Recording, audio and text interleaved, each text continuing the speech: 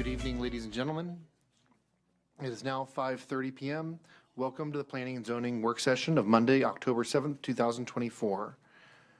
Did anyone sign up to speak on any item on the work session agenda?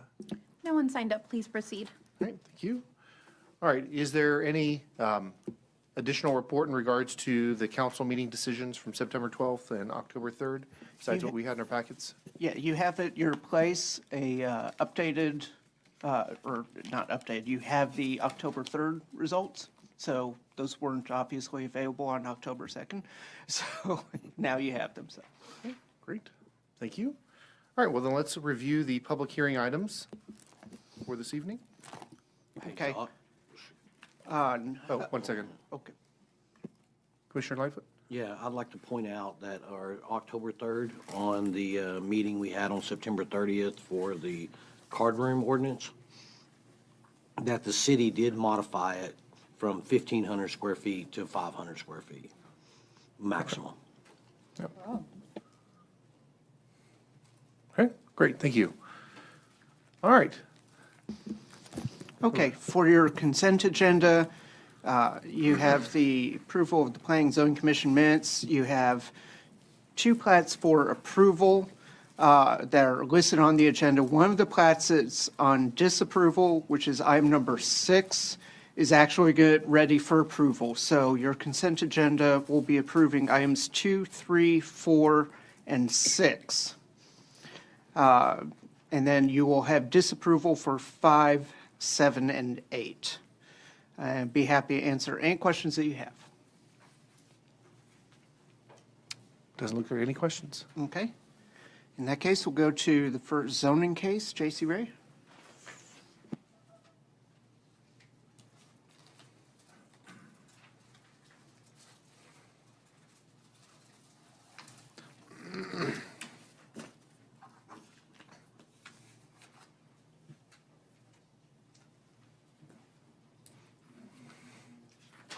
There we go.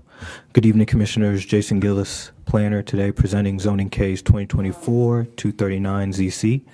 It is currently located at 310 West 3rd Street, currently zoned HCD NMU for Heritage Crossing neighborhood mixed use, and the applicant is proposing to rezone to detailed site plan Heritage Crossing neighborhood mixed use with a variance to allow 3 residential units on 1 lot, and additional variance to the requirements for minimum parking and minimum driveway width. Staff does recommend approval of the additional unit, but there is no unnecessary hardship for parking and maneuvering variances. Staff has received no letters in support and 2 in opposition. Here's the aerial map, the future land use map, the surrounding zoning map, the notification map. Here's the protest analysis showing which ones were in opposition. And then here's the close-up on the aerial showing the current subject property. Currently existing is a residential home and then a rear unit in the back. Both of these were built before 1958. And then here is the alley. It says currently this is an unpaved alley that the applicant has been using as a driveway to access the homes. And then currently there is no on-street parking allowed on West Street from this point of the red line. And based on what the applicant is wanting to do, they are wanting to add an addition to the rear building to create a duplex unit. And however, that the zoning regulations in HCD does allow multi-unit homes, the variance is due to the fact that for multi-unit homes, it does have to appear as a single structure with 1 front door, but the units are detached, necessitating the rezoning.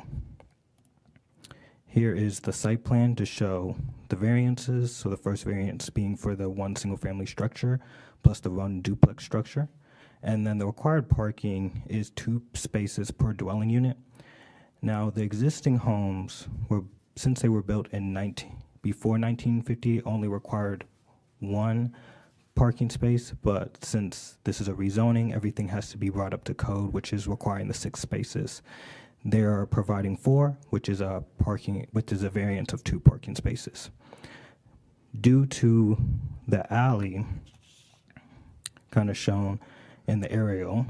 They're showing it here on the site plan and the new driveway. As you see where the driveway is with the alley, they're needing a variance for maneuvering, which would be a proposed minimum 8 feet for the drive aisle and near the parking area adjacent to the 12-foot public alley, because drive aisles require a minimum width of 24 feet on site. And here is a site plan to show what's existing in green, what's proposed in purple, so the new driveway and the new construction of the new building, and then the red is the proposed parking. Here's the subject property, that alley, so the driveway would be proposed right next to the power line, going back into the alley, west of the subject property, north of the subject property, east of the subject property. And while the proposal does offer opportunity for compatible infill housing, staff generally does not support variances within the Heritage Crossing District.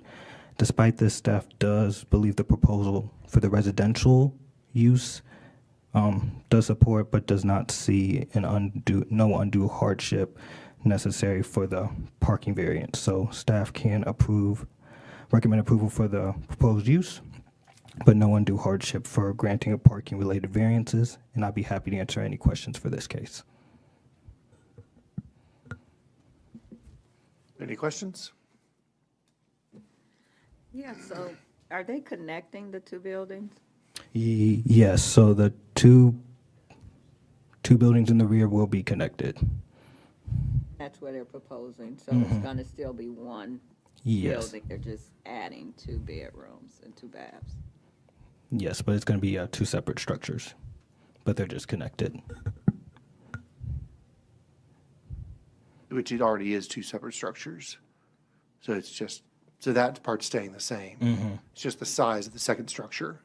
The second structure, they're extending it. Yeah, they're making the rear unit there, instead of being 1 unit, it'll be 2 units. 2 units. So similar, just like a duplex, but it's just going to be like a duplex in the back. So at the original unit, now it has a second unit connected to it. So it currently has 2 single-family homes, and correct. now it'll have a single-family home And and a duplex. duplex, correct. If they, because it mentioned that they're able to build multi-unit homes on this property, how many units would they be able to put in if they, is there a limit on the number that they could put onto this property in the ordinance? Yes. Yeah, they'd be limited to 4 units if it were in a single structure. Single structure. Okay, so if they tore the 2 buildings down, they could build 4 units there, rather than, right now, they're just going for a third. Right. That's correct. Yeah, But- in one building. Yeah. But if they built 4, it would be a total different, not using the alleyway, not using, the other stuff as far as the entrances and exits. Plus, I mean, this is another way I see it as being a way to put another ADU in. I mean, realistically, that's what it is. And Well, they kind of already have an ADU. they do, but it's sort of grandfathered in from the 50s, but this Yeah. is the current way of putting another one in. I mean, this is really no different than the lady wanted to do with the hostel. The case that we had where she wanted to add to the back of the house. This is really no different of a case that I see. Yeah, that's why I was asking if it was just adding 2 bedrooms to, like someone adds 2 bedrooms to their home versus actually having a totally separate structure. The question I have is for fire. Derek, is this going to create an obstacle for you guys in case there's an emergency trying to come up an alleyway? I know you typically require 22 feet, at least minimum, for your fire trucks. If we have a problem or there's something that happens, what's that going to do to you guys? So for residential properties, like single-family residential properties, that we only require a 16-foot fire lane. But whether or not the fire lane's even required is whether or not the 150-foot hose lay distance can still be met from the street. And I don't know, what's the depth of that property? Do we know? Like 145. Yeah, so on a single-family residence, the hose light distance just has to be able to reach the front of the house. So everything should be okay on this property. Now, you mentioned one of our options here would be to, if we were going to approve or recommend approval of the additional unit, that wouldn't necessarily involve approval of the variances. Because they're only proposing a total of 4 parking spots for all 3 units. That does seem not, yeah. And if I remember correctly, that the second building that's already there has 3 bedrooms, if I remember correctly. Correct, yeah. 3-bedroom, 2-bath. Yeah. And then it'll be another 2 bedrooms in the new unit, and then the original house. That's a lot of Well, people for only 4 parking spots. Yeah, you can figure pretty much, I mean, each single-family residence is going to pretty much have 2 homes. Working-class families, a husband and wife typically works.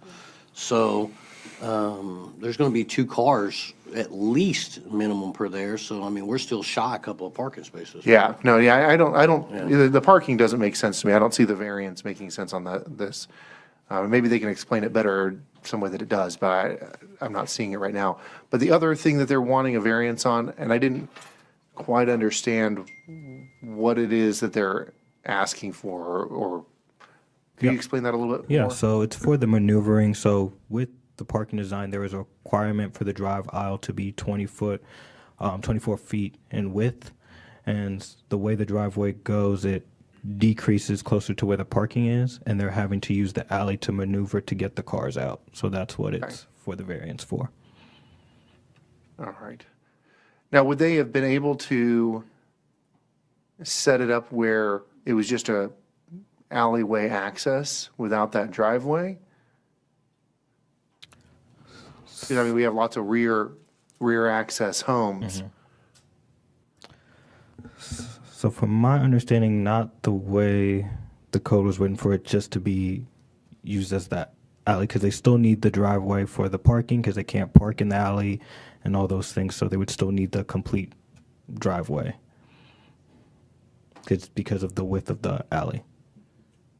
And alleyways are typically used for utility easements, you know, et cetera. Yep. So, and then who's going to finish out the alleyway? I mean, are they proposing to pour concrete Yeah, all the way? because the only part of the alley that's paved is just literally the part that's close to their property.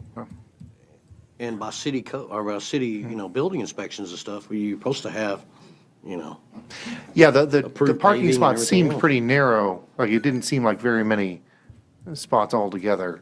In fact, I was kind of surprised 6 was the requirement. It seemed like it would have been higher.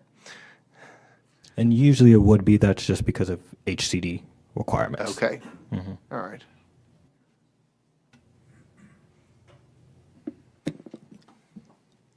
I guess my main concern will be parking. Why can they not have parking to the right of the new building? Come on, over here. Yeah, like right next door. Or Yeah. additional parking up front. I mean, they have the lot size for parking. Yeah, that would be a good question for the applicant to find better ways to add more parking. Yeah, other than that, I mean, the parking as it is, I don't think it's enough parking. Jace, can you go to the photo that shows the alley? This one? Yeah. As you see right now, the house or houses right now, they're basically pulling all of their access from the alley. There is no front driveway on either side. So if they did a new driveway, it just seems to us that one of the things we looked at is, yeah, on the right side seems to make a lot more sense. And then you could do a new actual driveway that meets the requirements and have the parking on that side as well, so. Yeah. This side. Yep.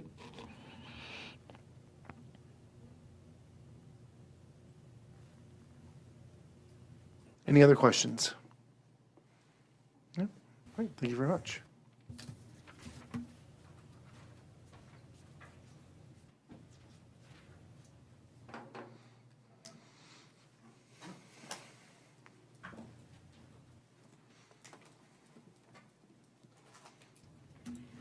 Good evening, Gina Costanza Grant with the Planning Department.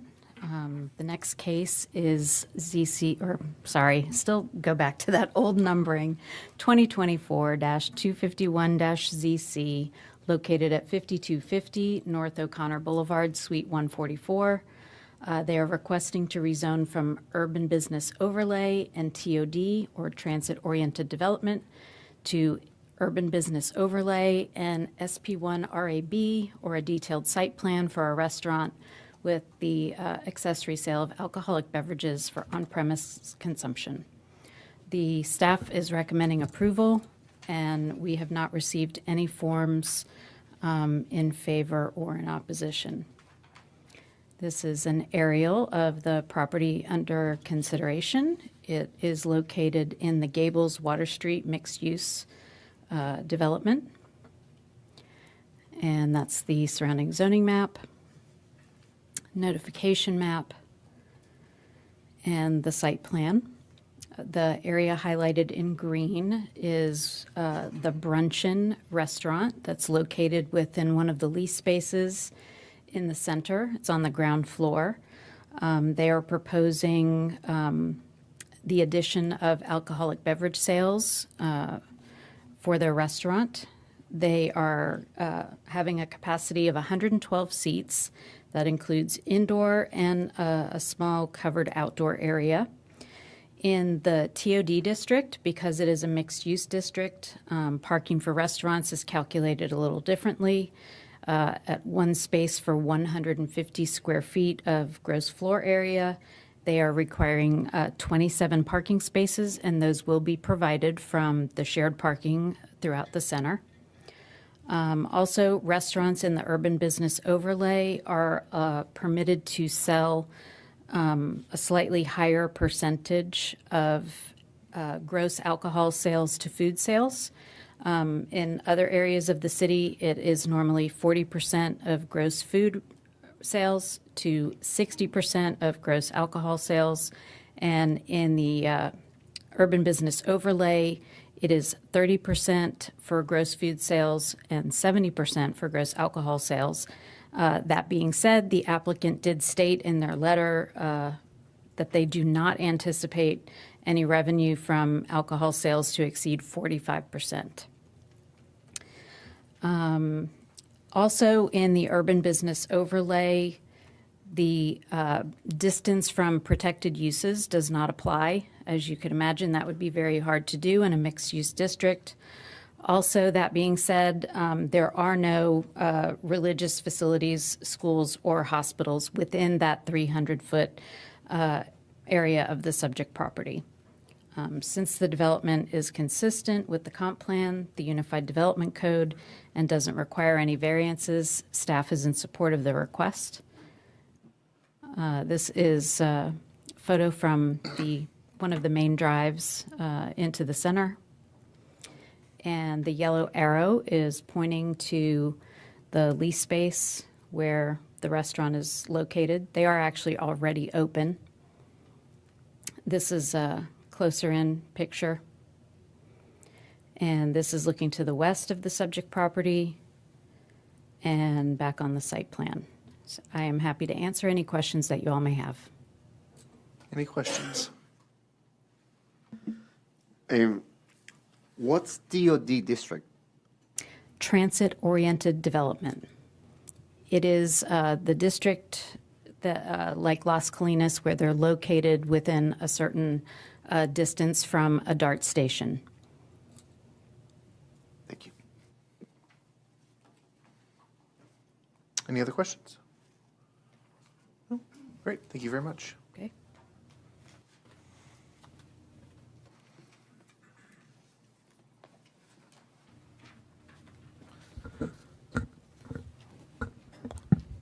So the next case that I'm presenting is Development Plan 2024-300-DVP at 5330 North MacArthur Boulevard, currently zoned under PUD 2, Plan Development 2 for CN and SP1 RAB uses. And they're asking for amendment to the development plan for PUD 2, Plan Development Number 2 for CN uses and outdoor sales and service for bank ATM. Staff does recommend approval, and staff's finding is did recommend a location change. We have received no letters in support or in opposition. Here's the aerial map showing the retail center, future land use map, surrounding zoning map, and the notification map. So here's the site plan showing where the ATM would be. So a big reason why you're seeing this development plan is in CN, it does allow for ATMs, for banks specifically, but a bank ATM is allowed as an accessory use if a bank is there. In this retail space, there is not a bank present.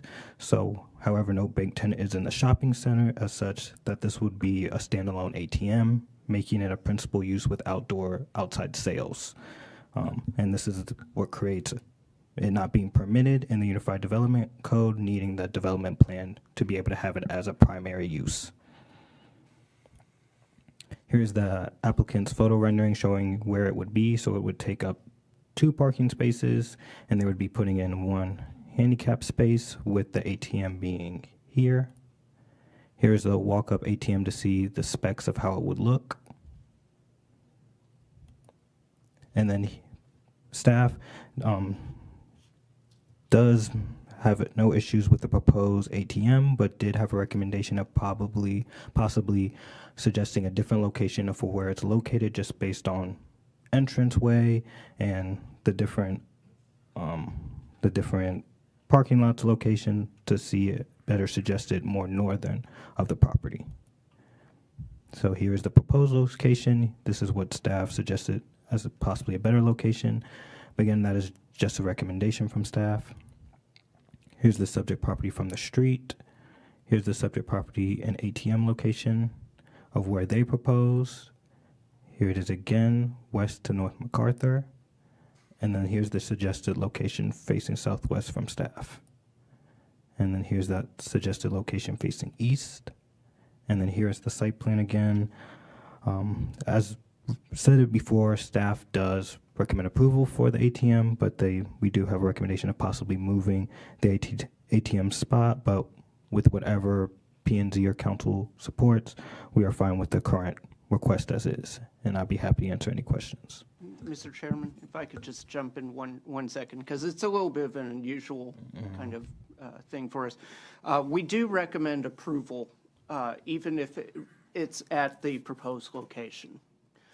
So what we have is just, we thought as a suggestion to the northern side, but we are okay with it being approved at, we could support approval at either location. It was just a suggestion looking at the, just kind of how a parking lot functions. There's no real traffic issue or fire lane issue or anything. So it's just a suggestion, but again, want to be sure we're clear that we could support either location. Great, thank you. Commissioner Lightfoot? There's 2 things. This is not actually going to council. This is a final action by us, is what it's showing. That's correct.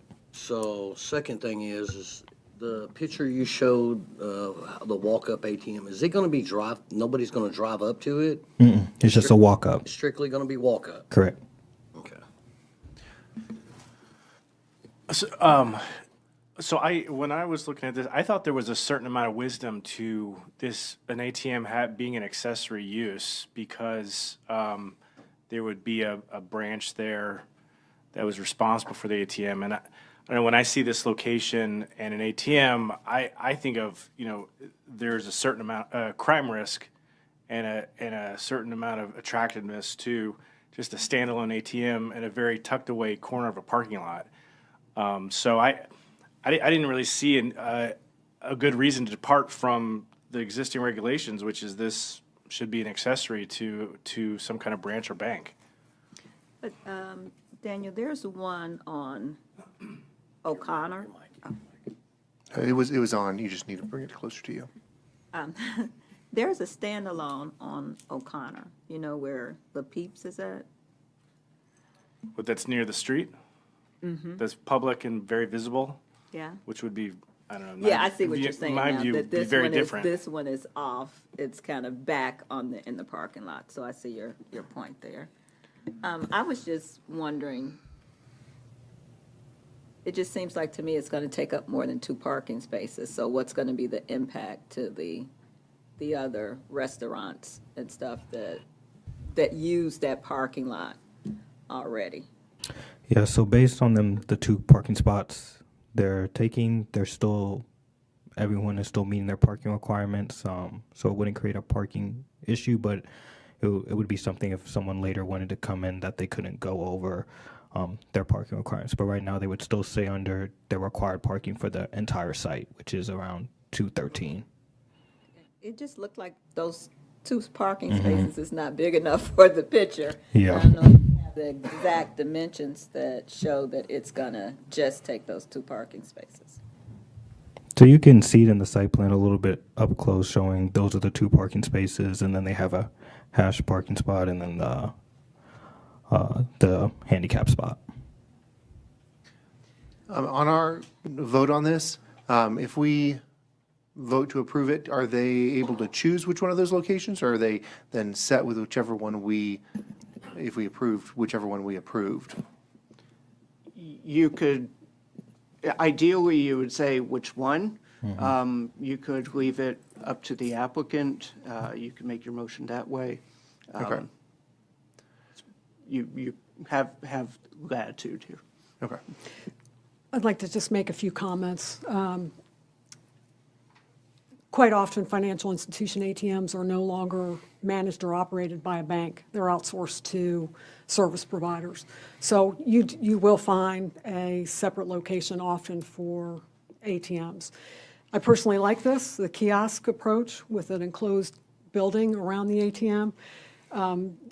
More than likely, the ones that are targeted for theft and cause a lot of property damage are usually the standalone ATMs that you can put a chain around and drag off. You know, a lot of people use bollards and lighting to ensure that that doesn't happen. So the fact that they've taken the time to brand this as an actual financial institution machine and put it in an enclosed kiosk building, I think is good security measures. I like the suggested location by staff because it's away from the retail, and quite often on Friday afternoons when people are paid, there's a line behind an ATM, particularly if it's a drive-up one, and this is essentially a drive-up one, even though they're not driving up and leaning out of their car to put it in, they're driving up to park and go into the little kiosk. So I have no issue with this. I would say the suggested location is much better for traffic management. So those are my comments. But is that suggested location in front of Dickey's? Isn't that the barbecue spot?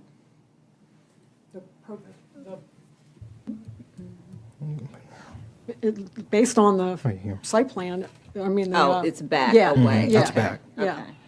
I think, and plus it's right there from that back entrance where the apartment buildings and Chick-fil-A is, so it's not impeding Chick-fil-A either, which often has a line. I would have to agree with Debbie that the suggested location is a lot better place than having it right up front where all the businesses are in and out and everything else. I think it would be a lot safer and a lot more accessible.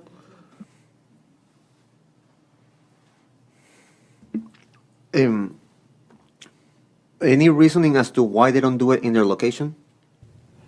I mean, Bank of America is like right there. So yeah, from and you can confirm with the applicant, but what the applicant to me was due to their BOA that they have for this zoning case, that was the decision that was made for this location. I let them know that staff did have a suggestion, and they had to go back to their BOA to kind of discuss that. So you can kind of follow up to see if there's any changes to that, but that was just their reasoning for the location, just something that was already approved. All right. Thank you.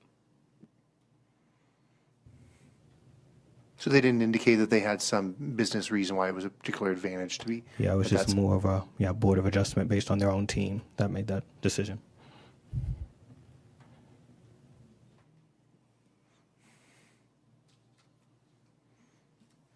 Any other questions? Just clarify, B of A is Bank of America. Yeah, not sorry. Board of Adjustment. That was my fault.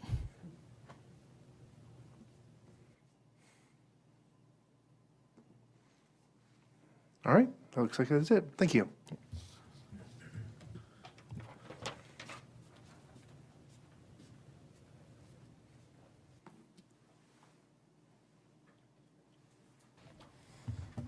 Alrighty, good evening. Haley. I'm going to be presenting zoning case 2024-309ZC. It's located at 2816 River Lake Court. They're going to go from the single-family residential 6 to a generalized site plan, single-family residential 6 with a variance of the minimum front yard setback for a carport. After reviewing, staff found no necessary hardship, and for public comment, there has been none in support or in opposition. This is the aerial. You can see that they're kind of at the end of a cul-de-sac. Their future land use is going to be traditional neighborhood, so no changing in that. And then the surrounding zoning, it's surrounded by single-family residential. Here's the notification map. And then for the surrounding carports and a front yard setback, the blue is the subject property. The pink, kind of at the top left, that is one that was zoned for a carport, but it was just never built. The two red are ones that were zoned and built for carports, and then the yellow was one that was built without permit as far as we know. And then this is the site plan. So they're wanting to do a carport that comes out 25 feet. So they're requesting a variance of 21 feet. So it'd be 9 feet left in the setback. And we measure that from, since it's on a curve because of the cul-de-sac, it is this part right here, or sorry, this part right here to here is where we measure. So the shortest distance. And this is the subject property. And then the northwest, the other end of the cul-de-sac, and then site plan again. I'm open to any comments or questions. Questions? I do. Haley, when someone comes to us for a zoning case, we obviously go through the case notes and we vote on the zoning case. There are two buildings. This is a beautifully maintained house. It's very nice. But there are two buildings, separate buildings in the backyard. So do you have a right when you actually go to the property to then think about other things? Or are we only supposed to be looking at, I know we're supposed to be looking at the zoning case. I guess my question is, are the two buildings in the backyard acceptable? Because there are two accessory buildings back there. I was not aware of the accessory structures, just weird because it was based Yeah, purely I just on the didn't know carport. if you know, by going out there, yeah, if code has ever noticed that there's two accessory buildings back there. And they're pretty significant in size. One of them, one is significantly larger than the other. It's just a question. Yeah, no, as far as I know, we haven't seen, I mean, I was unfortunately not able to do the site photos that day, but, you know, like I said, we can only see what we can see from the street. And since the case is just for the carport, that's kind of what we paid attention to. So. Yeah.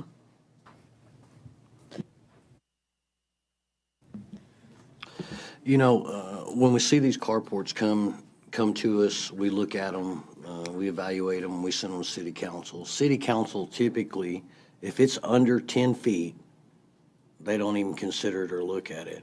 So I think that there's no way I could support it because it's not going to, I mean, the typical rule, unforeseen rule is 10 feet, and then they look at the consideration. But anything within that 10-foot variance, they don't typically look at.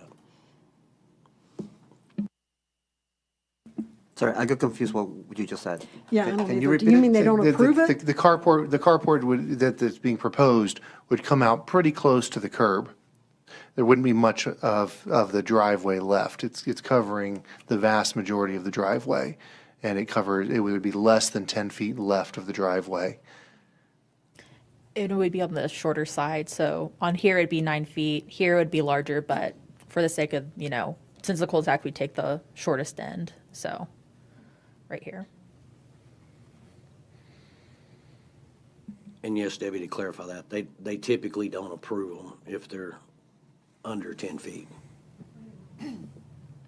If this was a straight lot, it might be a little bit different. The fact it's a cul-de-sac makes it a little bit smaller as well. I usually look at it just for sight lines. So in this case, I would support it because it's on a cul-de-sac and they're not really creating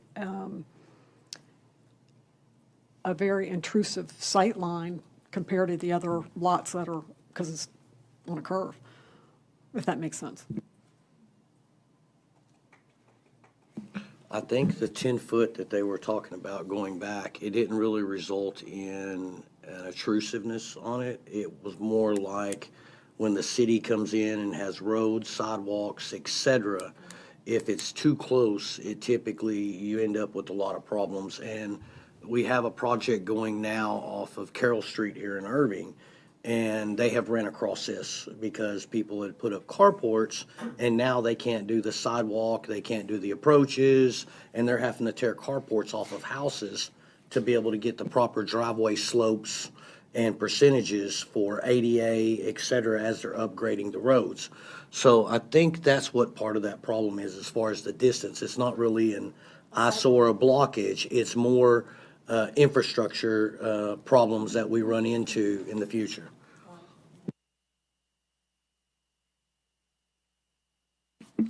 You mentioned that there was a carport that it was built, at least as much as you can tell, without permit. What happens then, now that you are aware? That is a good question. I mean, we can make a comment to code enforcement for them to go out and look. If that's something that you would want, we can definitely do that. Usually with those things, we kind of wait, kind of like ADUs and stuff like that. If code enforcement kind of happens upon it, or if someone comes in and complains, that's usually when we'll do it. But in this case, we can definitely get code enforcement involved if we need to.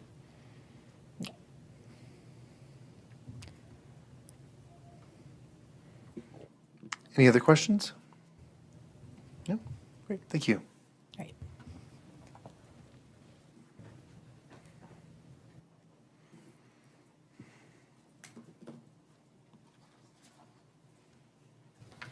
The next case is 2024-333-DVP, located at 400 Avadine Drive. They are requesting to rezone from PUD 4 for R6 uses to PUD 4 for R6 uses with an additional variance for the minimum garage door setback. Staff finding is no unnecessary hardship.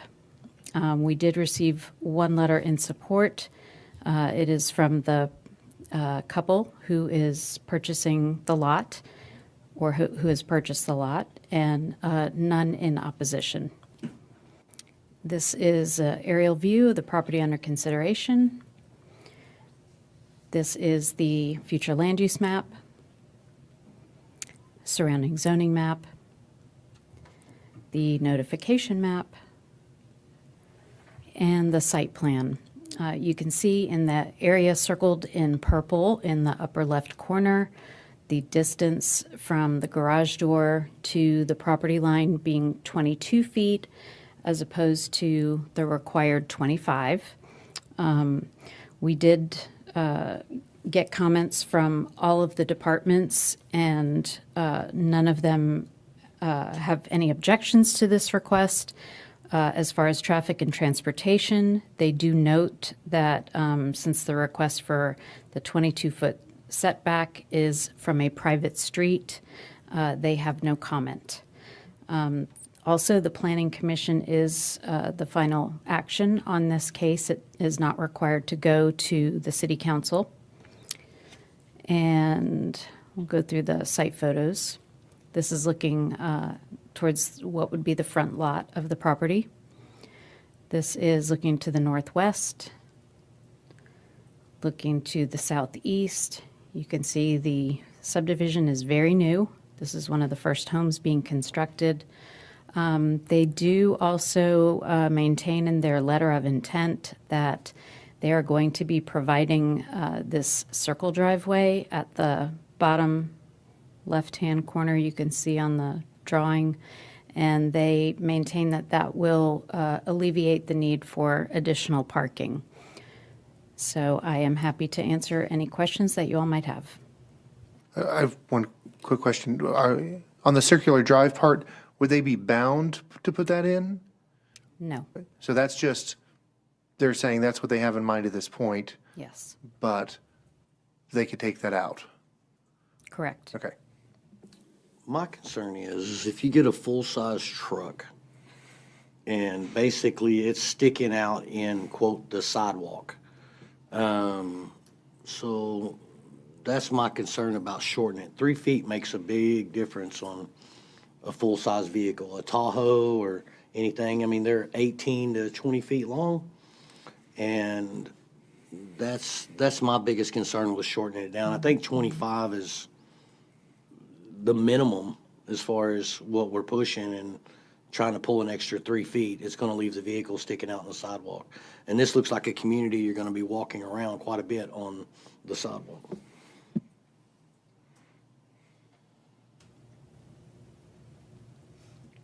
Any other questions? Do we know, are they creating sidewalks in there? Because it's a private, I mean, it's a gated community. Do we know? Cody, I know we have the 10-foot sidewalk and utility easement just outside the right-of-way, I believe. Yeah, I think CIP covers sidewalks. But from my recollection of reviewing the plans, yes, they do plan on having sidewalks, and they will be private. Thank you. Does the applicant need to wait until the public Yeah, till the hearing? public hearing. Yeah, thanks.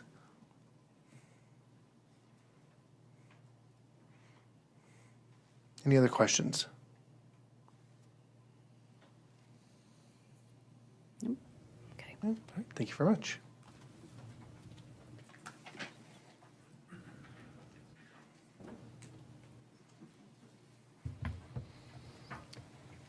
Alrighty, so this is zoning case 2024-334-ZC. This is at 903 Elwood Road. They're going to go from single-family residential 6 to a generalized site plan for single-family residential 6 with a variance to the minimum lot width for a transitional lot. After review, staff finds no unnecessary hardship. For public comments, there's been none in support, but there has been one in opposition. This is the aerial.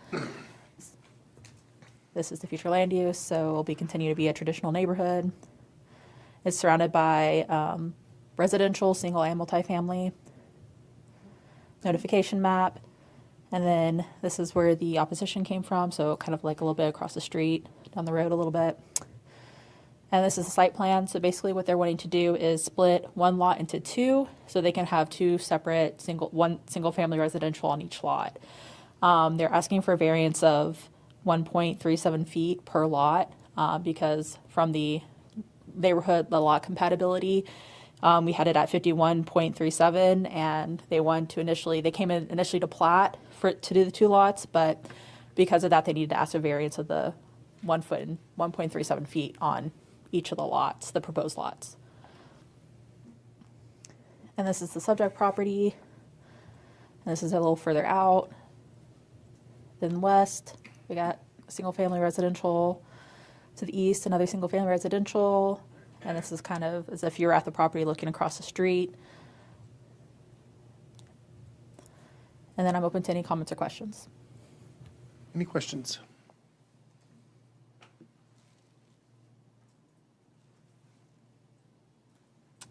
Alrighty. I guess the only comment I would make is, I drive the street quite a bit, actually, and there's a lot of cars on the street, so the driveways being offset, if they keep their approaches the way they are, being offset, that would be the only thing that I would suggest being where people, can park in front, because otherwise, parking is difficult down the street. They line them up all the way down. It looks like they're, if I can read it correctly, it's at a 27-foot setback, so there should be enough room to have like a driveway. But I believe the applicant's here tonight, so you can ask him that as well to confirm.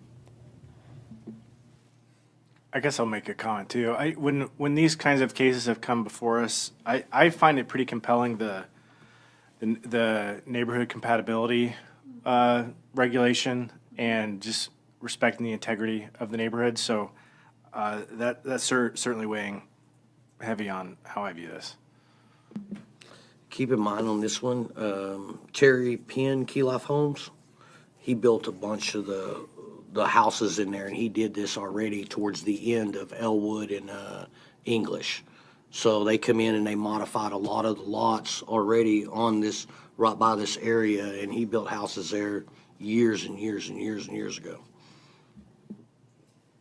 My only concern is it's 1.37 square feet.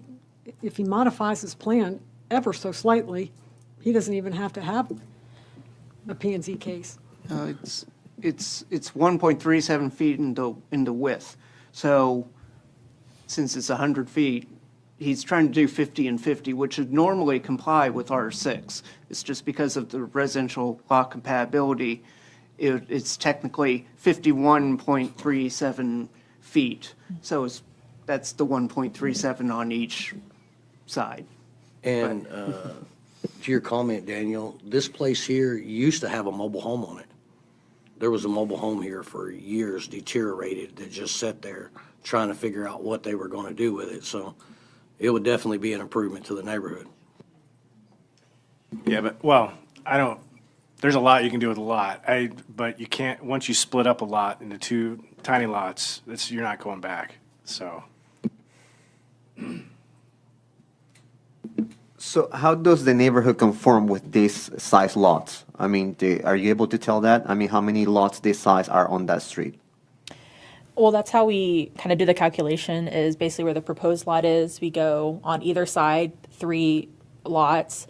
And then if there's any that are facing, like across the street, we'll take the lot width and the lot area of all of them, and we'll average them, and then we'll do it by the 80%, and that's where we get those numbers. So it's based off the houses that are, the lots that are already there.